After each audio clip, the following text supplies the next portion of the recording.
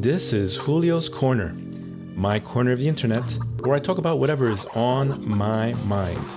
I'll talk about what thoughts have been living rent-free in my head since the last episode. It's usually media that I've watched, read, or listened to, but you never know with any given week. This episode is being recorded on Sunday, December 21st, 2025. And welcome back to the show. I am your host, Julio from New York.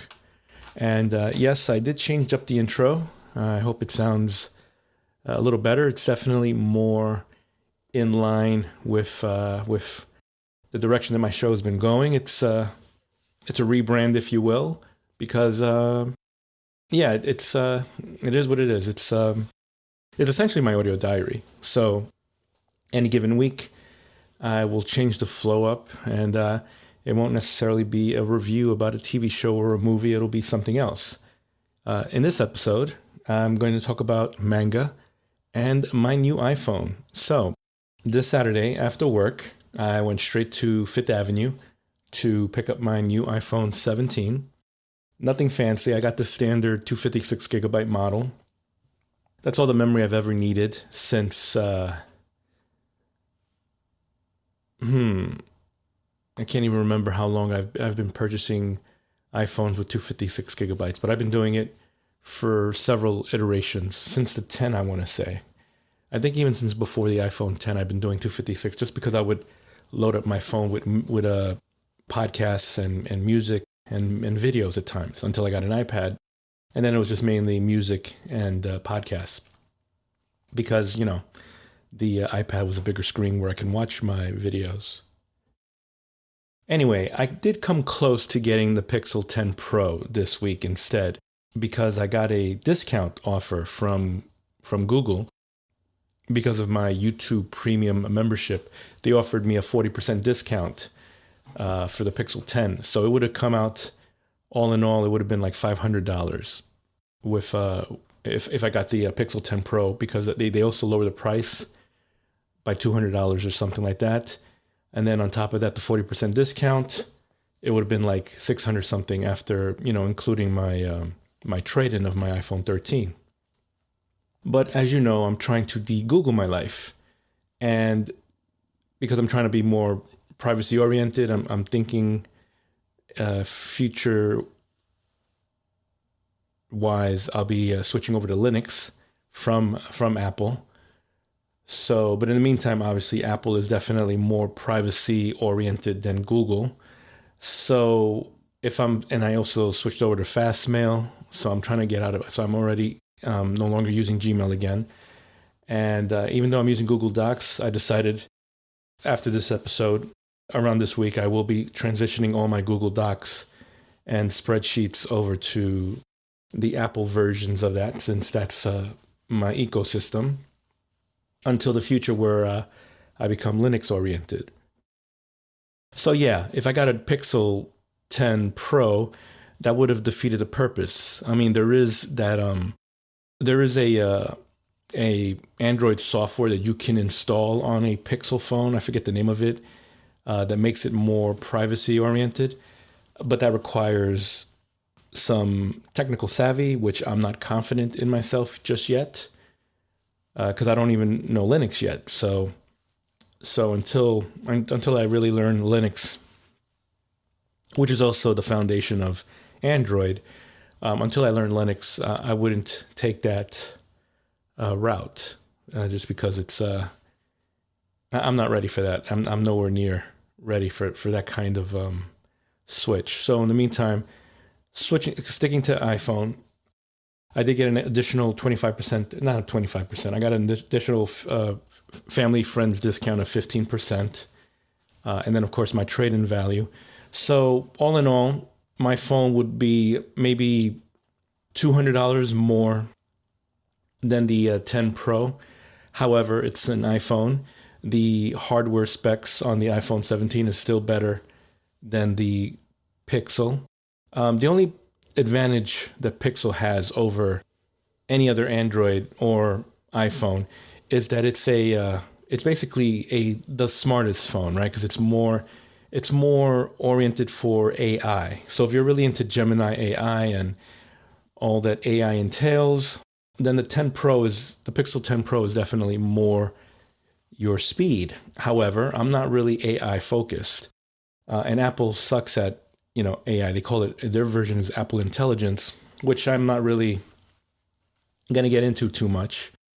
And like I said, I'm already in the Apple ecosystem. I have a Mac, I have an iPad. So it only makes sense. I have the Apple Watch, AirPods, I should say. Might as well stick with what I got, but upgrade my 13 to a 17. Same hardware specs. The only difference, obviously, it's more updated. So I do notice the ProMotion and things of that nature. The dynamic island, the obviously better display, less bezels, nice color. It's a lighter blue than my last phone. Now, saying that, I got the phone Saturday. Right now it's Sunday morning, 4 a.m, because I do the overnight lifestyle. Switching my eSIM from my iPhone 13 over to my iPhone 17 was 2 or 3 hours of hell because it wasn't working. I was trying to get customer support. I first spoke to them on the phone. I went through like 3 or 4 customer service reps. The first one was over the phone.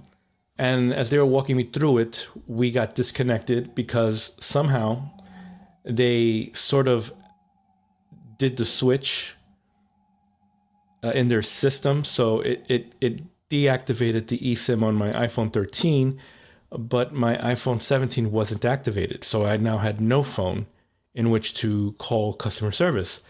So the next 2 to 3 reps was through the chat option on their website. For some reason, the Mint Mobile app was not working on my phone on either iPhone, and so I used my iPad to go on Mint Mobile's website, and I was able to sign in there with no problems. The apps kept saying that entered the password wrong too many times, so I was locked out for an hour. But then an hour would go by, and it still would say the same message, so that wasn't working. So then the text message, the chat option, the reps kept saying, okay, I'm going to send you a QR code to your email. And the email would have a link, a URL link that you would click to get said QR code to activate the eSIM, and it would just not work. I would keep getting a 404 window on my iPad, or on my iPhones, it would just give me a blank Safari window saying it cannot load. It's an incorrect field or whatever. So this was 2 hours. The first rep, somehow the website froze. So then when I refreshed it, they were gone. So I had to go to the next person. Same thing happened. And then I was thinking, you know what? Maybe because my email in my account was a DuckDuckGo privacy mask email. And so because of that, it was removing trackers from the emails that might be important for the link.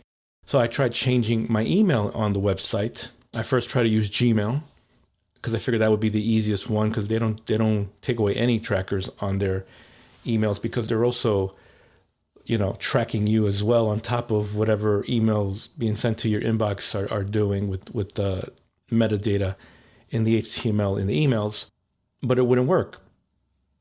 It would keep, every time they send me the email to verify my email address, I click on the link and it says something's not working, something's not right, try again later. So this was hours of couldn't change my email address. They kept sending me the same email with the quote unquote QR code, which wasn't a QR code. It was a link for a QR code that would not load. And then finally, at some point, when I was fed up and I was thinking, you know what, just cancel my account, refund me whatever remaining balance is. I'm 6 months in on my 1-year deal, and I'm going to go look for another provider. At that point, and then they were going to try to escalate me, but they needed a callback number, which, hello, right now I don't have a phone number now, thanks to this whole situation. So how can you call me back?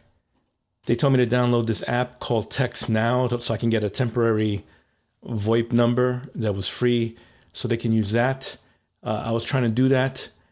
And in all this, I somehow stumbled on the fact that ExpressVPN was turned on both my iPhones and my iPad. So I had turned it off on the iPad, and I was able to verify my email.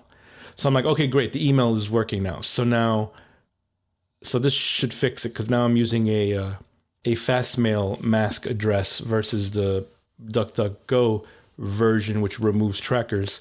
Fastmail doesn't do that. It just gives you an anonymous email, but it doesn't do anything to the emails that come through. So whatever, those emails will any metadata will quote unquote track me or whatever. But I got the email, wasn't working. I checked ExpressVPN on both devices. It was on for some reason, so I turned those off. I remembered when I was at the Apple store picking up my phone and I was on their free Wi-Fi, I had turned it on my iPhone 13.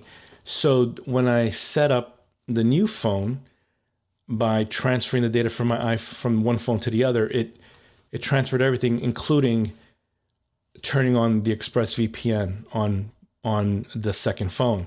So I turned off I turned off the VPN from both devices, and now the link is working, and I was able to activate the eSIM on my phone, and finally it was done. It was like 1 p.m. at that point.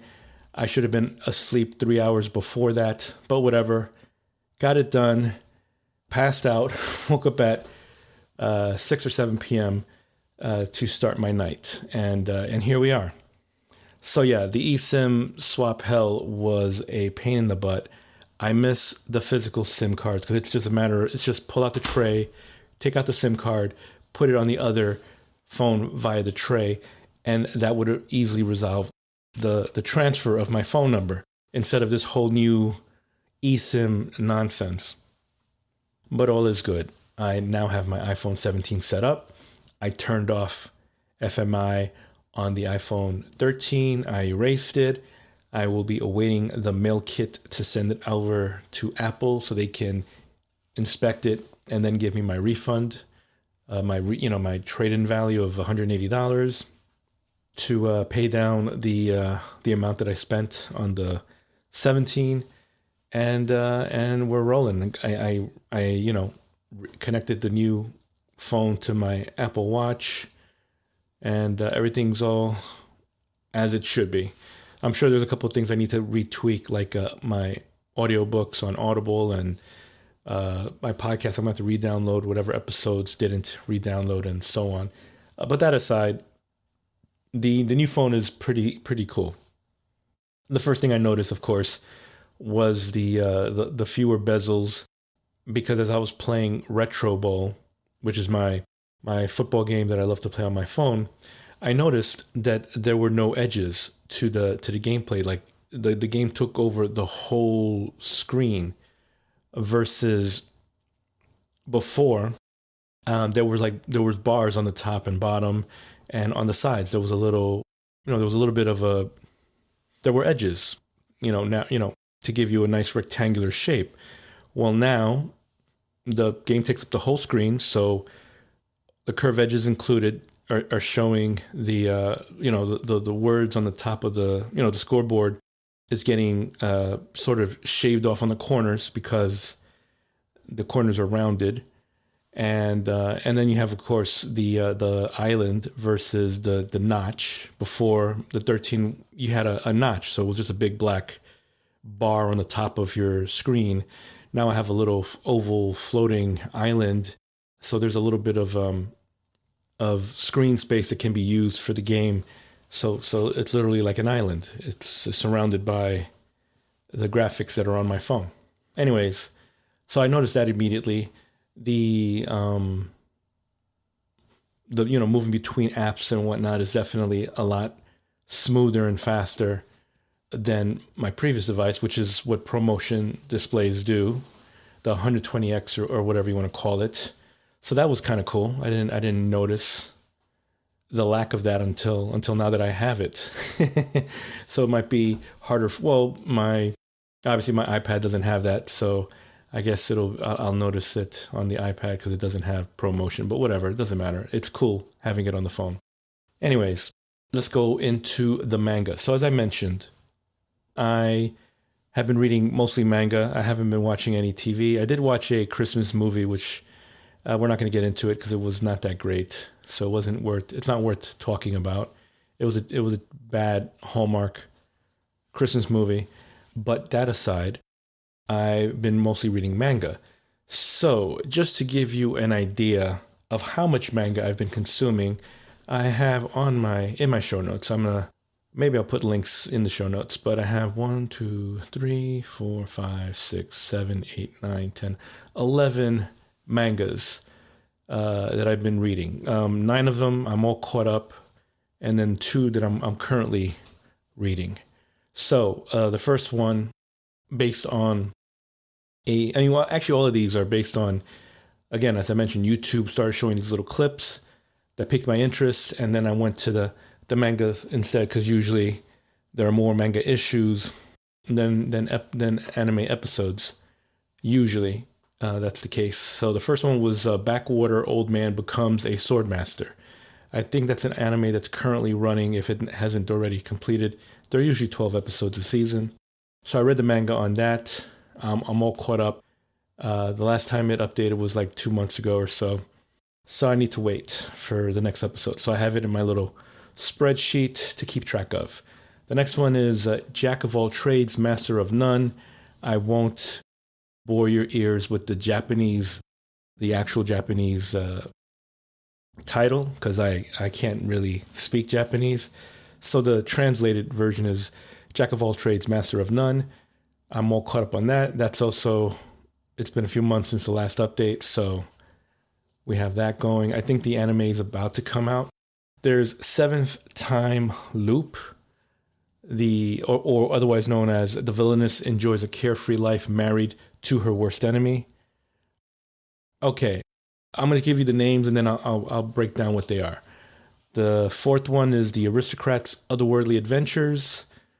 I won't translate I won't try to say the Japanese name. Then there's Why Does No One Remember Me in This World? There's the one I mentioned last week, Tsukimichi Moonlit Fantasy. So unfortunately, I did have to try to say the first name. Frieren actually came back. It's they had a hiatus, but apparently the artist, the mangaka, is that how you say it? Mangaka artist, the manga artist, is feeling healthy again. They took a hiatus because they were sick, I guess, but they're back. And so there were like 7 issues that I had to catch up on. So I read all of that now. So I'm back up to date. There's Reincarnated as a Sword. That was a YouTube recommendation. Water Magician was a YouTube recommendation. The one I'm currently rereading is Black Summoner and Who Made Me a Princess. So those are all the mangas. Most of these are isekais, which are, for those who don't know, isekais are mangas, the genre of manga or anime, in which the protagonist or hero is reborn. Most of them, to my understanding, most isekais are people born, they're from Earth, we'll just say, and they die of a tragic accident, like a car crash or someone murders them or whatever, and then they're reborn in a new world. That's the standard. Like the big isekai, that's the most popular one, I believe. At least the one that I know the most, that's most popular. It's one of my favorites, is That Time I Got Reincarnated as a Slime. Currently, the anime has like 2 seasons. The manga is ongoing. I'm caught up with that. I got impatient with the manga and I actually started reading the light novels. So there should be like 22 novels. I'm currently on 21. I need to read that one because 22 I believe is about to come out. I believe that's the last and final novel of of that series. So anyway, so that's the when I think of isekai, that's like the standard. That time I got reincarnated as a slime. He got murdered protecting a coworker, and then he got reborn as a slime. And you know he's an usually, even though it looks like, oh, you're the weakest character, they're actually the strongest because of all the powers that come from transferring from one world to the other, and getting the blessings from the gods. The other style of isekais are you get summoned from another world. So you don't die, but somehow you see like a portal pull you through from your world to another world. Somehow that's also part of the isekai genre. And then there's the version where you there's two other versions. There's the one where you die in the world that you're in, and then you're reborn in that world. So that's another version of an isekai, and you're reborn. So either you're reborn, several years later, or your world resets and you're like, you're alive again at a point in time right before you get murdered, either several years before you got murdered or maybe a month before, and so now you can try to stop the murder from happening and live your life. And then the final one, that's usually more of a Korean, I think it's mostly a Korean one, because those are the ones that I see in what's called manhwas, which is not a manga, it's a manhwa, manhwa, the Korean version of a manga. Generally, those are online comics. Hence, a lot of people know it through the iPhone app or Android app called Webtoons. That's a very popular vendor of manhwas. So the isekais from manhwas are usually people dying again, and instead of being transferred, and they do get transferred to another world, but in the world that they get transferred into is usually like a novel they were reading or a video game they were playing. So usually like sometimes it's a dating sim game, or it's a fantasy game, or it's a romance novel that they read, or a fantasy novel that they read. And so they're usually reborn as like the villain in that version. So those are all the different many iterations of isekais, which I'm a fan of. As I mentioned, that time I got reincarnated as a slime. I think that was the first one that I watched, and it sucked me into this genre. And since then, I've been reading and watching several iterations of that. So that being said, most of these are those, but not all of them. So the first two, Backwater Old Man Becomes a Swordmaster, is not an isekai. It's this guy. He grew up in a redneck, rural town. We'll just call it that. And he always wanted to be a big time. He wanted to be a hero because his father was a warrior. So he wanted to be a warrior. He wanted to be an adventurer and make his name. But his father was always able to beat him down.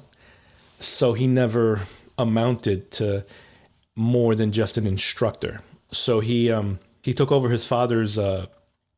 His father retired, so he took over his father's dojo, so to speak, his school, his sword training school, and he grows old training his students, that he mentored and whatnot.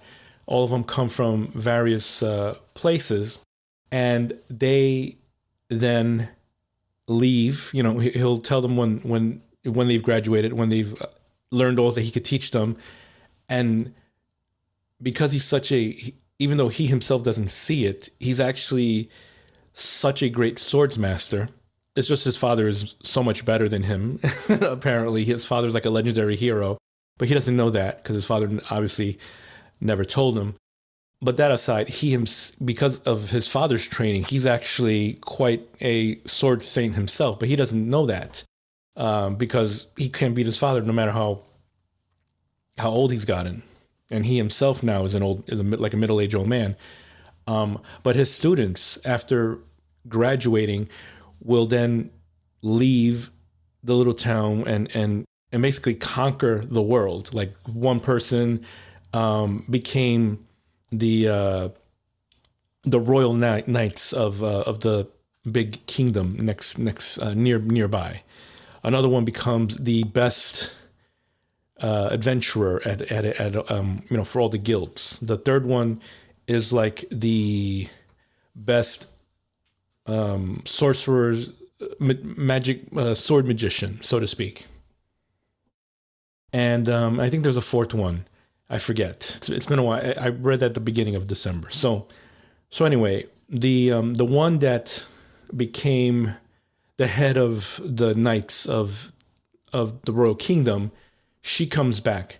All of them develop crushes to him, and well, some are more romance based. The other ones just still idolize him because he was their master, and they believe that no one can beat him. And everyone doesn't know him, but they know them, and everyone idolizes them because they're the best. They're the top tier in their respective fields. So the female head of the knights, she comes back to his backwater town to recruit him to be the trainer, the instructor for all the knights of her kingdom. And he's like, I'm just a simple sword master. You've surpassed my training. Why would you need me, this simple sword master, to train all these amazing knights? Like, who am I to do that? And of course, his father wants to get rid of him because he wants to be a grandfather. And instead of marrying and developing offspring, he's just this solitary sword master training in this backwater dojo. So his father.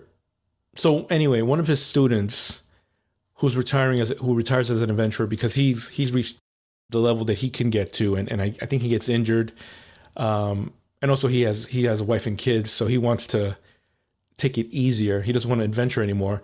His father decides to hire that guy to replace his son, to kick him out of there so he can go to the big castle, the big kingdom, which is obviously it's a bigger city and society than the little backwater country that he's been living all his life, to get a female to settle down and develop his grandchildren. And of course he's hoping probably that he'll get with the head of the knights, though this guy, the protagonist, doesn't see it that way. He's like, I'm just this small fish in a big pond. I can't, he's what's the trope of country boy in the big city, that kind of thing. Like, I'm just a simple guy. What could I possibly do? And of course, despite his own low self-esteem, we'll call it, and his over humbleness, people will underestimate him, except for the people that trained under him, who idolize him and know his true value. They'll keep pushing him up. Others will doubt him, but then he'll take these duels, so to speak, and he'll obviously destroy the people that challenge him, which would then, little by little build up his reputation. And the girl who recruits him is hoping, on top of winning his heart, she wants, because she worships the guy, she hopes, she wants everyone to see the greatness that this guy is, because she saw it when she was a little girl training under him, and now that she's a woman, she wants everyone to see how great he is, and of course also get him to see her for how much she's grown, and hopefully win him over. So that's obviously not an isekai. That's just a standard fantasy. I wouldn't really call it a slice of life because there's obviously things developing in this world that's being developed. The next one, Jack of all trades, master of none.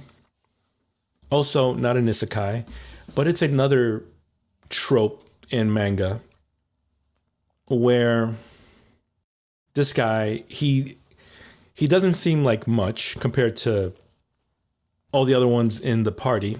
You know, you have the hero, you have the priest, you have the brawler or the vanguard, the shield, and he's this everyman. He's the guy who helps with the finances. He not the greatest swordsman, not the biggest, not the strongest magician, but he mixes it all in, and he's able to support the team. So because he's not considered to be all that, because he's so what's the word, taken for granted, they decide to replace him. And that's a trope that's pretty common in a lot of mangas. And then, of course, that guy or girl that gets kicked out, they go on about their lives. And then, you know, other people that see him realize how great he is. And then the party that gets rid of him eventually implodes because all the things that guy did for them, like managing all their financial stuff, he was actually more stronger magically than they realized, because he would be the ones that helped with the support magic to give them, you know, stronger and faster reflexes and augment their magical skills or their fighting ability to be more successful. He was the one who actually directed everyone where to go. He was the one who helped mediate the different personalities that would clash if he wasn't around, because he was the peacemaker. They all start realizing how significant he was, and only one person in that party actually realized how great he was. But she wasn't there when they got rid of him, and they actually planned it out that way. So she came back, realized they got rid of him. They got this new magician to take his place because they figured he was only a magician, and he was a bad one at that. When in reality, he did more than just that. Hence, you're just a jack of all trades, you're a master of none. In reality, being a jack of all trades was what they sorely needed, because he filled in all the spots that they were lacking. So anyways, he moves on and joins another party who realizes how important and significant he was, and how much stronger he actually really is. So it's a pretty fun manga, and I believe the anime for this is about to come out, because I did see a trailer of it on YouTube, which made me get into the manga. Now, this one is an isekai. It's called Seventh Time Loop, or The Villainess Enjoys a Carefree Life Married to Her Worst Enemy. So, seventh time loop, meaning she died 7 times, and we're starting at her 7th attempt at this life that she's a part of. So she keeps waking up at the point where her betrothed, the prince, in front of everyone in the castle, accuses her of being this evil, conniving woman who is evil behind the scenes and a bully, and has been mistreating this girl who is now the prince's love interest, this dumb prince, his love interest. And so he wants to execute her for that crime or whatever that he created. All these trumped up charges that he throws on her, because he just wants to get rid of her and marry this other girl who manipulated him into doing that. So apparently the first time that this happened, she bumps into this merchant in the forest that she got lost in, because she was just wandering endlessly, and she becomes a merchant instead, and has a great life as a merchant. At some point they split up because she wants to start her business somewhere else versus where the merchant wants to go. But they leave on good terms because she learned all the skills. But then she dies because of this war that happens. Second life, she becomes now knowing what's going to happen, She rushes home to grab a bunch of things that she can sell to the merchant to help speed up the whole merchant lifestyle. But because she spent time getting stuff from the house and whatnot, she misses the meeting. So instead, she uses that money to go to a neighboring town or whatever, and I forget if she becomes an apothecarist. What's the word? Apothecary is the place. I'll just say healer. I don't know if she becomes a healer first or a scholar. I forget which one. Or an alchemist. She either is an apothecarist or a scholar. One of those. Sorry, not a scholar. An alchemist. So she does apothecary first, but then she crosses paths with an alchemist because both together meet up at a turning point because of another noble person. But then again, her town that she settled in becomes a collateral damage of this war that develops at, again, the age of 20. So the third time, she becomes an alchemist with the guy that she met in her second life. The fourth one they don't expound on. The fifth time she becomes the maiden I can't forget I'm bad with these terms. She becomes a maid, but like a head maid of a spoiled girl of nobility. I don't think she's a princess, but she's like a duchess or something. And of course, she loves her life being the nanny essentially, and the head of the maids, taking care of this little brat until, of course, the war happens, and she basically helps the family escape, but in the process, she herself dies. The sixth time, she goes to another town. She goes to the I believe she goes to the neighboring kingdom of the noble that she met as an alchemist and as a person who runs an apothecary, and cuts off her hair and disguises herself as a man to join the Knight Corps and becomes a knight. And the war happens. This is the first kingdom that's attacked by the neighboring kingdom, and in protecting the family, she comes face to face with the prince of the kingdom that starts this war and kills her. So now we're her seventh life, and in the seventh life, she's like, okay, I know my thing. Okay, I'm gonna try to hurry. I'm gonna try to go back to my first life as a merchant, and this time I'll stick with, she's planning, because she doesn't want to die at age 20. She's like 16, I guess, or 16 or 17. So her life is only 3 years. So she's trying to make it work this time, the seventh time. So she rushes. She's like, oh yeah, I never took this hallway. I always went through the front. Let me go through the back. So she makes like a right, and she bumps into someone. And the someone that she bumps into is the prince who just killed her in the last life she lived as a soldier, the guy who starts the war. So she says, oh, I'm sorry, Emperor, blah, blah, blah.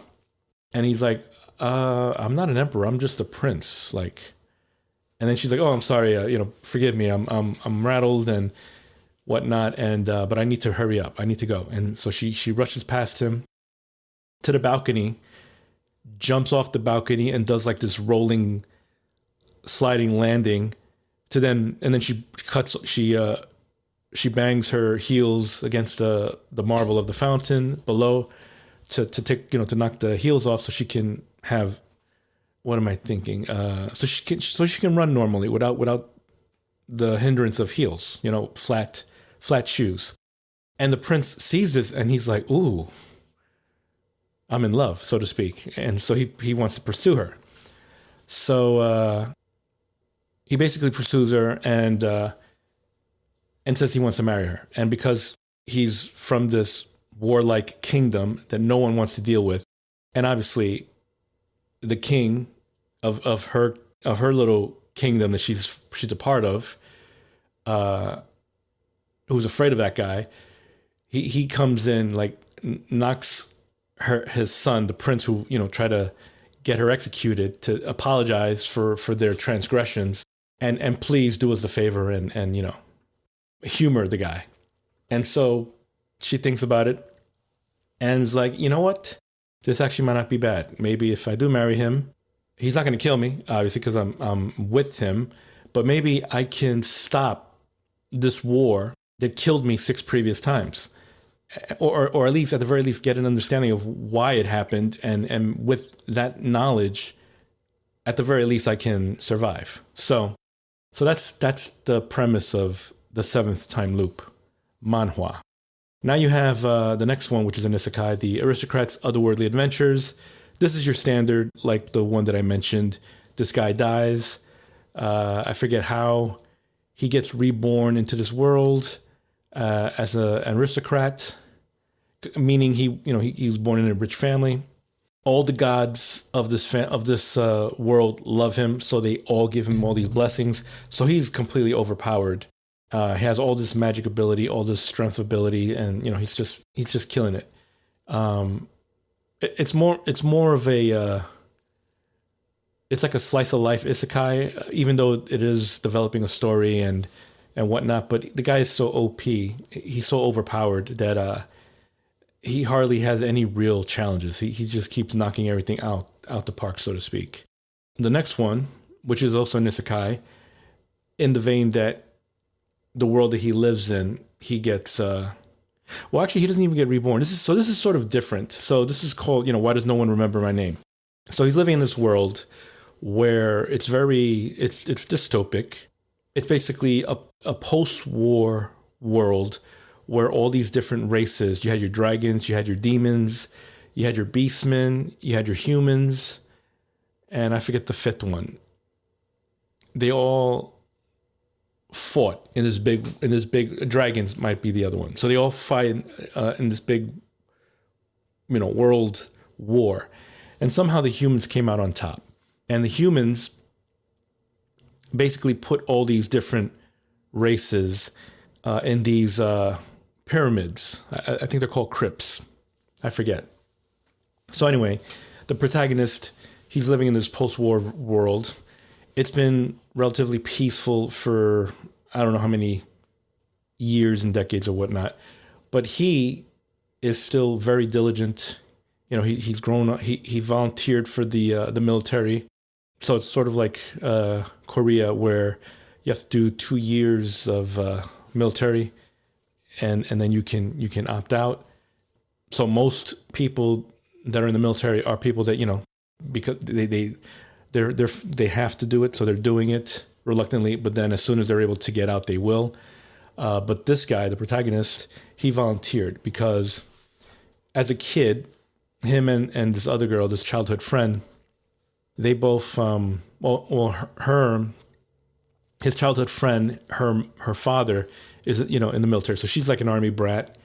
And him, they don't really go into his family too much, but he had a childhood experience where they were both in one of these by these crypts, and somehow he falls into a pit where he sees all the monsters from the war, and he sees like the sword or whatever that was used to fight them, something to that effect. So that experience, that childhood trauma, if you will, groomed him or molded him into this diligent kid who some say are, you're out of, you were born out, if you should have been born before, during the time of war, because you're too militaristic and diligent in your duties in this world of peace. So anyways, he's going to celebrate the birthday of his childhood friend in private, just the two of them, and they were going to go to like the mall or something. And as they're going, all of a sudden, something's happening. He gets warped out, and he wakes up, and he's in the same world, but it's no longer a time of peace. It's like the way it was when the war was happening, except the humans did not win. The monsters are all of the different races are all running amok. The war's still going. They're actually conquering the different lands of the world. The humans are all like living in bunkers and are afraid. There's only a few resistance groups throughout the different continents. No one remembers the hero, and his friends are there, but they don't remember him either. So hence the name, why does no one remember me in this world? So it's not really a nisekai, so to speak, because he wasn't reborn, he wasn't summoned, but the world that he's in sort of got reversed, and the history got rewritten. So I'm not exactly sure if it's considered a nisekai, but I feel like it is. Okay, so the one after that is called Tsukimichi Moonlit Fantasy. Now this is an interesting one. This is a different take in that his family were actually from another world, and they came to Earth and they raised him. So he's actually not really a human, quote unquote. He's a person from a different world, but he doesn't know that. But anyway, in so doing, in their parents from leaving the other world, they made a deal with the gods that this guy, their son, I guess their firstborn, would return to the world if he's needed to be a hero and whatnot. So the time came, and he gets summoned, and so the guy that explains all this to him sends him to this world that is requesting for a summoner, and it happens to be the world that his family is from. So he goes into that world with the powers that were given to him by the god who guided him to this world for another god. And the god takes one look at him, and she's like, "Oh no, you're ugly. I don't want no ugly heroes. My heroes need to look beautiful, and you're not that. So let me get rid of you. So I banish you to the outer edges of this world that you got summoned into, where all the monsters are, because she believes humans." So this is sort of like a eugenics situation where she only believes in beautiful humans. Anything that's not beautiful is considered a monster. And of course, monsters, by that same definition, are monsters, and all of them are evil, and only beautiful humans are good. So anyway, so he gets thrown to the edges of the world where the monsters live, if any, the few that are there.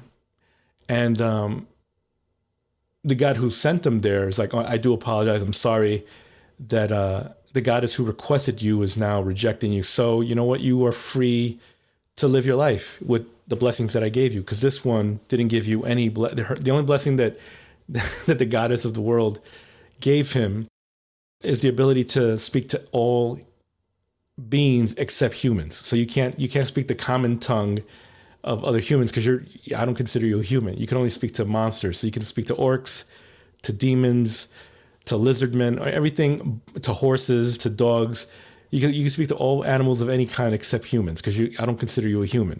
So the main guy, the original god who guided him, gave him the blessings of I forget what blessings he gave him, but he gave him other powers that he's able to use in lieu of being not given anything by this other goddess who summons other people from his world into this one. So people that weren't part of the deal that the other guy had get summoned in because they're beautiful. And so those heroes, quote unquote, are flawed. You have the female who actually went to the same school as this guy. I'm guessing his name is Tsukimichi. I don't remember. She was like the school president. So they know each other, but they don't, for some reason, so far that I've been reading, they never, their paths never cross. But she was bored in her life because she was, she always lived to, what's the word I'm looking for? She was a model student, the model daughter. She always lived up to everyone's expectations, and she was just bored of her life. She was perfect in her studies, perfect in athletics, perfect school president, and she felt like her life was boring. It didn't excite her. So now she's in this world where, even though she's quote unquote the hero, she's lacking in a lot of ways, and she's struggling to make it in this world. And the guy who got rejected is for some reason, ironically, is stronger than her, but they don't. Their paths never meet. And then there's this other guy that gets summoned. He was a model in their world. I think he's younger than the other two. But he was an introvert and he didn't get along with anyone. And because of his looks, he was very androgynous or whatever. You know, the girls loved him, the guys hated him because he was girly looking or whatever. So in coming to this world, he decides, I want to look manly and all this other stuff. And the kingdom that summons him is manipulating him and not making him a good hero. He's actually pretty crappy because of his mental insecurities and male inferiority complexes and whatnot. But whatever. That's a fun one. I'm all caught up with that, and I'm waiting for the next issues on that. Frieren, for those of you who don't know, is a great fantasy manga. The anime, only season 1 has been out. Season 2 is about to come out. Like I mentioned, the artist took a break because of her health or his health. I don't know if it's a female or a male, but I'm glad it came back. It was a nice surprise this past week. And it's about, of course, this elf, Frieren, who outlives her, her and her party. The hero, the dwarf, and the priest, they killed the demon lord. So they're the heroes of this world. And of course, the hero dies out of human, because he's human. The priest, also human, dies a few years after that. The dwarf is still alive, but obviously he's retired, he's old. And she's this young elf wandering the world because she's an elf. They're practically immortal.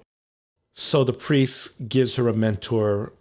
And of course, in all this time, she now has some regrets because she took her experience with the hero party for granted. And so now a lot of the episodes, there's things that happens that makes her remember all those other times that she had with the hero and, her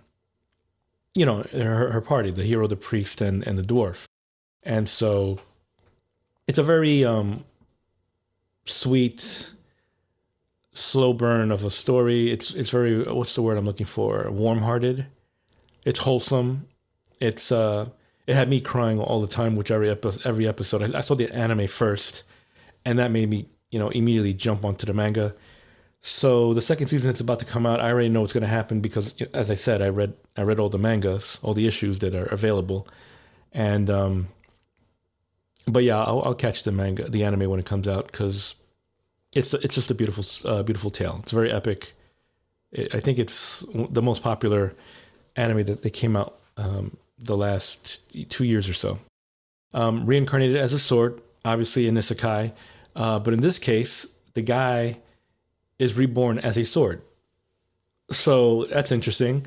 So anyway, he's reborn as a sword, and at first because he has all these magical abilities, he's able to teleport and whatnot.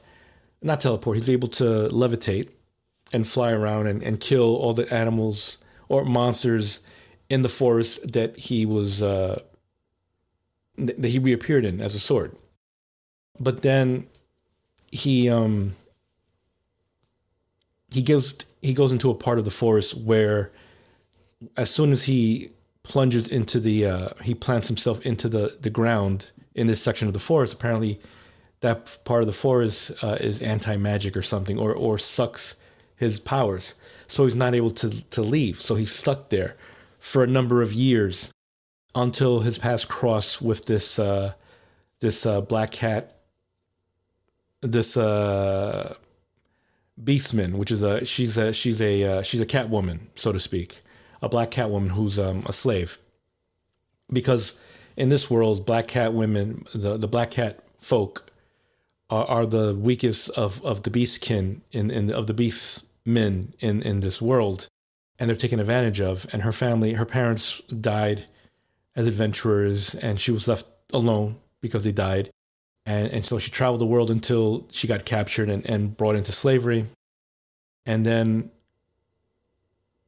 their paths crossed by kismet, so to speak. As the slave wagon came by this area of the forest, they got attacked by bears, and she was able to run to this section and use the sword to kill the bear. And then one of the slave masters came back to see what goods were available, sees her with the sword, and he's like, "Hey, look, I got your slave contract. You have to give it to me and follow my orders." But now that the sword is off the ground, the sword kills the guy and slashes the contract, freeing this black cat who goes by the name of Fran. And they journey this world of they and so they're companions now. She becomes his sword master. He becomes her sword, and they journey this world as adventurers. She calls him master. He calls her Fran. It's very cute. It's very slice of life, but obviously there is a longer story arc happening as well, and it's fun and adorable. And I look forward to more episodes or issues of this. I think there is a manga, an anime out of like the first 20 issues that I've read. Obviously, what I've read is now could be season 2 and 3, I believe. The next one is called Water Magician. I'm not sure if it's continuing, if it's ongoing, because I believe the anime only made one season, and there's no what's the word? There's no news of a second season coming out. There's no announcement of a second season. The initial company that made the first season has since dropped it, and the manga hasn't been updated for some time. So who knows what's going to happen with that? It's another isekai, of course, where this guy gets reborn in this world as a water magician. Now, at first, he just wanted to be left alone. So he tells the god in this world to in this world, unlike a lot of isekais where you can actually like see a screen that shows you all your stats, in this world they don't have that option. You can't see stats. You're just living life as is. You can only gauge it by seeing what you can do and whatnot. So he has the aptitude for water magic, unlike other isekais where they usually give them everything. Like the one I mentioned, the Aristocrat Otherworldly Adventures, he has like all the different types of magic styles. Like he has water, fire, earth, yada yada. This guy only has water, which in most cases is considered the weakest. In a lot of isekais or fantasies, water is usually attributed to healing magic. In this world, light magic is healing, so water magic is just water. So, but he's able to develop it in a way to make himself, because he's stuck in this forest of monsters, but where he's living, there's like a force field made by the gods to protect him. So as long as he's inside that radius of his cabin, like I forget the square footage, but as long as he stays within that square footage, nothing happens. If he moves outside of that border, then yes, you're gonna come across some animals, some monsters, and you train yourself accordingly so you'll be able to handle them. So that's what he does. He stays there for like 20 years, training his water magic to make ice lances and guillotine saws and all these other types of water skills that he learns over the years. He had this book of basic, like a basic encyclopedia of monsters in the world. So with that knowledge, he kept training himself bit by bit. Oh, and this other hidden skill, if you will, that he has is called eternal youth. So he never ages. He just stays. He's practically immortal, but he looks like a teenager, because that's what he is. He's like an 18-year-old or whatever. So 20 years go by, he would normally be 38, but he still looks like an 18-year-old. So he's living his life there. There's this fairy king, but he thought it was just like there's a term for it, but I don't remember the term. But he's like the headless horseman from Sleepy Hollow. Dullahan, I think, is what those creatures are called. So he comes across this Dullahan in the pond nearby, and he trains in sword fighting with that guy, which later on you find out is kind of funny because Dullahans are actually magical creatures, and he's like the prince of that area, and he could have probably helped train your magic even more than what you're capable of. But instead, he learns sword fighting from him, which is good. So he's a big, because he's strong. He's physically and magically strong. So he's an all rounder, so to speak. So anyway, this adventurer, through a quest to find these smugglers and whatnot, he gets shipwrecked across a shore near where he is. Oh yeah, I forgot to tell you. So the reason why he's living in the middle of nowhere is because that's what he requested. He's like, yeah, I just want to live my life. I don't really want to be a hero or a big time adventurer. I just want to live a peaceful life and just chill and whatnot, and have the ability to feed myself and sustain myself. So that's what he's been doing for these 20 years. But he did eventually realize I do miss talking to people. The only social life I have right now is fighting this Dullahan. I came across this one dragon who talked to me. And so he has this one dragon that he meets once, and this Dullahan who doesn't talk because obviously he has no head, but they do sword training. But there's this adventurer who just crashes ashore by this river. So he saves him.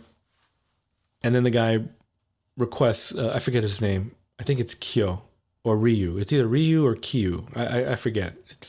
And I only finished it a couple days ago. But anyway, I'm bad with names. But the adventurer requests that this guy, can you please guide me out of this forest to a nearby town or whatnot.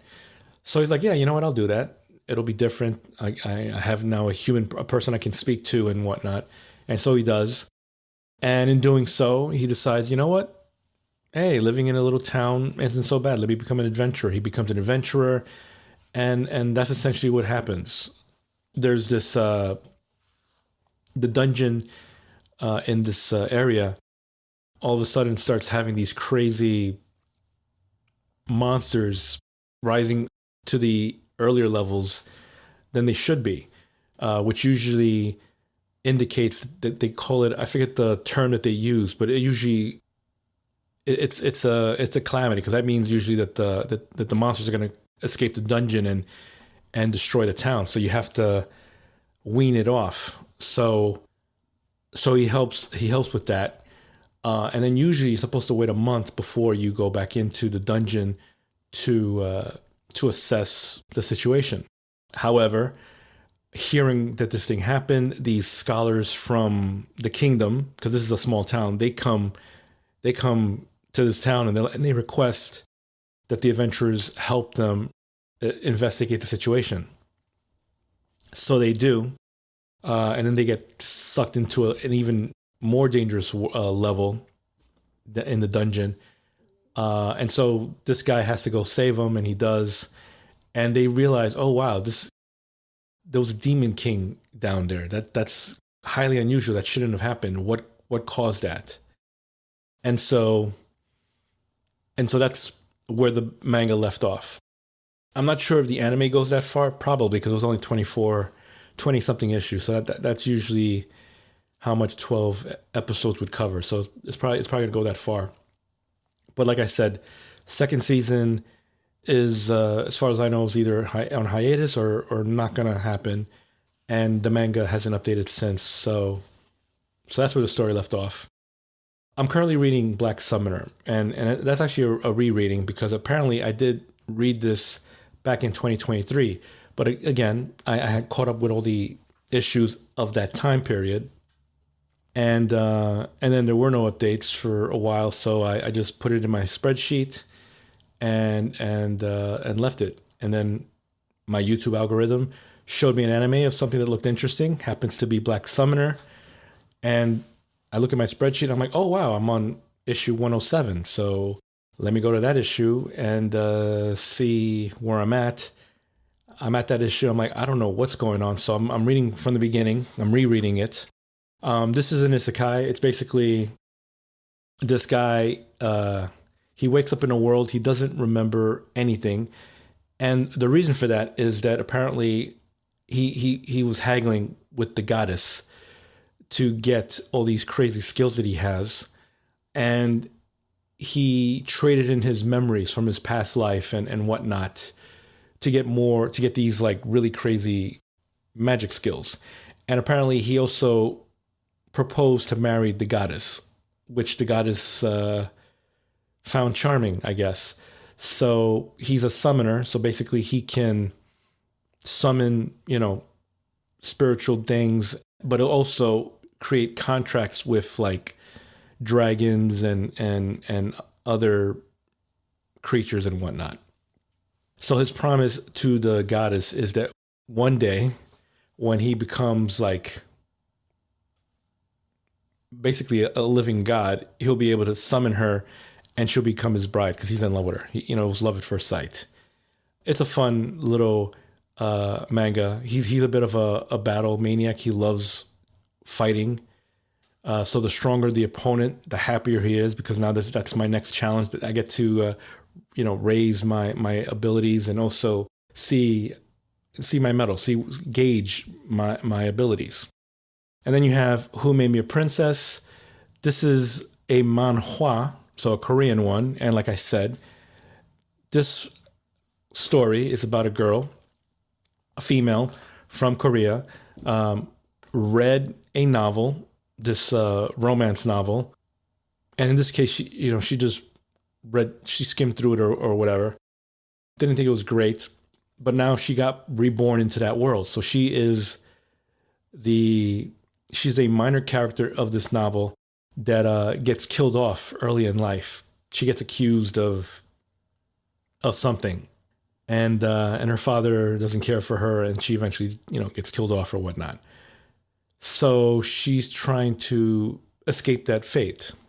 And I'm in the early ages. I've never read this before. I'm on issue 8. So she's like 5 years old now, and she meets her father, and her father unexpectedly is interested in her, which is different from the novel. So because of, I guess, her mannerisms and changing her behavior from the character that she is, it's changing the course of events of that world, which is usually how manhwas go.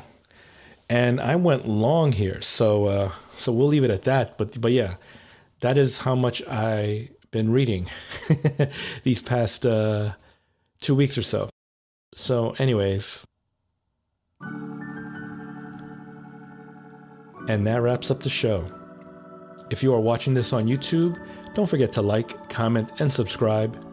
If you have any questions, comments, or any thoughts you'd like to share, you can reach me by clicking on the Contact Me link in the show notes.